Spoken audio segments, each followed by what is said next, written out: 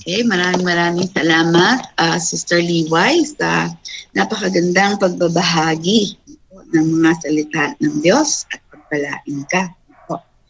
At nakakatuwa po na muli na naman tayong pinapaalalahanan ng mga salita ng Diyos tungkol sa mga pagrereklamo. No?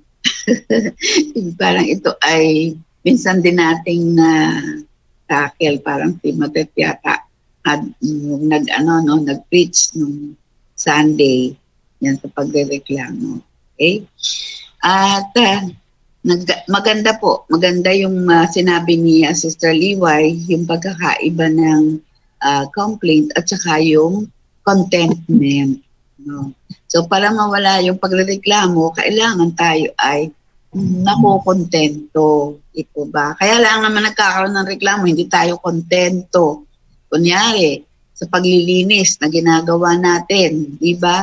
Nakita natin na bakit pagayong-gayon lang namang yung nilinis ng ating anak dito sa ating bahay, may nalisan lamang yung gitna at yung mga sulok-sulok ay hindi naman dinala sa pag-uwalis. Naroon pa rin ang mga alikabok, dumi. Kaya tayo ay nagrereklamo. Hindi tayo kontento sa mga bagay-bagay. At yung sa ating buhay na pang-araw-araw, bakit baga lagi na lamang tuyo ang ating ulam? Nagrereklamo pa rin. Talagang sa buhay natin ay napaka-practical itong ating pinag-uusapan. No? Na kaunting-kaunting bagay lamang ay iinit na ang ating ulo. Di po ba? Pag may nakita tayong parang hinding maganda doon sa ating kaisipan. Lalo na yung mga perfectionist na mga tao na gusto talagang kailangan ang mga kilos at galaw, yung mga ginawa ay talagang perfect. Hindi talaga nakukontento. Sa palagay natin, minsan yung ginawa natin, wow, ayos na. At magugustuhan na ng ating boss. Pagdating doon, hindi pa rin. So, talaga, merong taong napakahirap i-satisfy doon sa kanyang gusto. Kasi meron siyang another mundo na gusto. Kasi yun nga, iba-iba kasi tayo ng pamantayan. No? Merong mababala ang yung pamantayan sa buhay na, kumbaga, kaunting lang ay enjoy na. No? Masaya na siya doon sa kaunting bagay. Pero meron naman tao na binigyan mo na halos lahat na ibinigay mo, hindi pa rin nasisiyahan. So, iba't ibang klaseng tao. Pero sabi nga yung paalaala ngayon sa atin ni Sister Liway, bilang mga Kristiyano, dapat ay tayo ay nakokontento sa mga bagay-bagay. Tayo din naman ang maaapektuhan, di po ba? Pag tayo ay hindi na kontento, di siyempre galit tayo. Kapag tayo galit, pag yan ay nag-ugat pa, ay siya. Tapos tayong ma-stress, tayo ang magkakasakit sa puso, tayo maha-high blood. No po? Yan. No po? So itong mga bagay na ibinigay sa atin ni Sister Liway, itong 4 na bagay na ito, no, ay napakaganda para i-practice natin sa ating buhay. Yung sabi nga niya ay isipin natin na ang pagrereklamo ay delikado. So once na ikaw ay para bagang may nag-ano sa'yo, talagang nakakainis. Bakit gano'n? Ayan. So kaagad-agad isipin natin, nakutik ako yata ay nagrereklamo na. No? And then sabi nga ay isipin natin na ang ating Diyos ay omniscient, di po ba?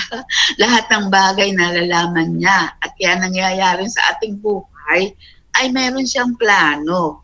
Baka hapon lamang ay pinag-aralan natin yun na He is an all-knowing God. Kaya kung ano man yung na-encounter natin sa ating buhay ay yun ay bahagi, no, ng mga pagsubok sa atin at tinitest kung hanggang saan yung ating pasensya, di po ba? Hanggang saan yung ating pagtitiis sa mga bagay na nakikita na talagang medyo umaakyat ang dugo natin, ano? Pag nakita natin yung mga bagay na hindi tama sa ating pananaw. Yun. At sabi nga ay parang normal lang naman na nangyayari sa ating buhay na bigla-bigla ay merong ganyan mga pangyayari na para bang tayo medyo naiinis. No? Naku, ito na naman ang tukso. No? So, alisin natin daw yun. Remove the dissatisfaction that stay. Yan. No? Mga hindi tayo nasisiyahan doon, paano na lang natin. No? Kumbaga, ang buhay talagang ganyan. Kumbaga, unawain natin. Yun. Napakalaga po ng understanding. Kasi pagka ikay may unawain na tao, lahat ng bagay ay naiintindihan mo at binibigyan mo na rin ng katwiran. Kahit hindi dapat, no? Nagiging positive ka pa rin doon sa bagay na yon. Na kahit pa ang tingin ng iba ay talagang napakapangit, napakasama, pero bigyan mo ng puwang yung positive, no? Yung positibo na makikita mo doon. Yun. At lalo na yung number 4 na sinabi ni Sister Liway, na lahat ng bagay ay dapat nating ipagpasalamat. Maliit man, malaki, no? Pangit man sa ating nararamdaman, ipagpasalamat din natin. O i-remember si Job, o inuod na nga yung katawan, ibabalik pa yung uod dahil yun ang bigay ng Panginoon. Po, so nakakahanga yung mga ganong tao na ang pasensya ay ganon na lamang. No po, na talagang makikita mo na parang kaunting ano lang, parang sesaya, no? Sesaya na agad. Napakaliit na bagay lang naman. Meron namang lahat na ginawa mo, pero wala pa rin. Dead mo pa rin, no? Ayan. Pero tayo mga Kristiyano, sa lahat daw ng bagay, sabi nga ni Sister Liway ngayong paalaala sa atin, no, na huwag tayong magreklamo. Okay? So, pakinggan naman natin yung dalawa po na maglilid po ng prayers natin. Sister Nida and Sister Irene.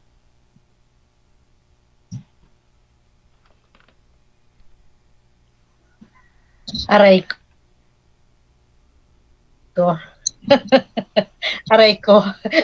Lagi ako dito nahuhuli nitong reklamo na to.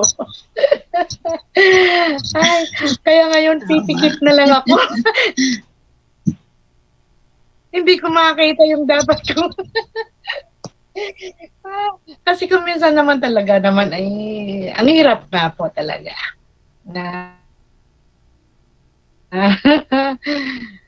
So, gaya ng mga Israelites, di po ba? Mayroon ng binigay ang Panginoon na kanilang pagkain. Nagrereklamo pa rin. Talagang likas nga sa tao ang mareklamo. Gaya nga sa ating mga anak, halimbawa, nagluto ka na ng ulam.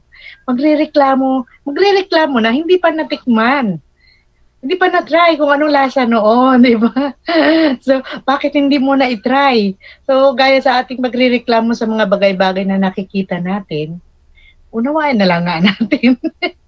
Kasi wala namang mangyayari kung paano yung reklamo. Isa pa, kung minsan kasi, yung halimbawa, yung pagka wala ka talagang Kristo sa puso, yung makikita mo, may maobserbahan ka na sa pupuntahan mo na, reklamo ng reklamo, yung halimbawa, yung isang tao dun sa tabi mo. Pero ang ano lang niya is gusto lang niya ipakita na siya magaling, siya tama. May mga ganong pagrereklamo, di po ba?